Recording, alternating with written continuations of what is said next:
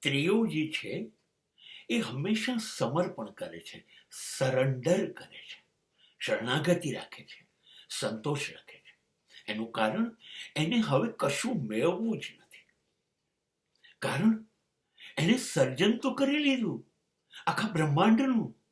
અરે દરેક પુરુષોને અને દરેક સ્ત્રીઓનું સર્જન કર્યું કોણે? માતૃત્વ દ્વારા, સ્ત્રીઓએ. બસ હવે શાંત થઈ ગઈ. હવે મારે કંઈ જોઈતું નથી. હવે મારે કશું જ સર્જન નથી કરવું. એટલે સ્ત્રીઓ હંમેશા શાંત થઈ જાય છે.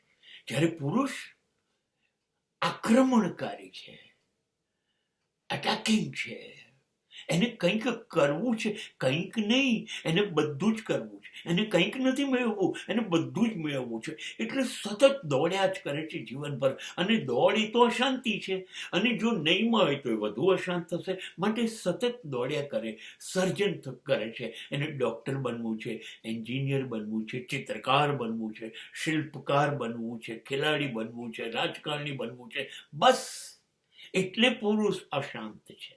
કાયમ કાયમ.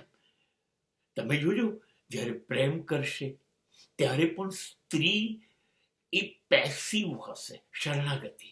અને પ્રેમ કરતો હશે તોય પુરુષ આક્રમણકારી હશે. આ બેનો સ્વભાવ છે.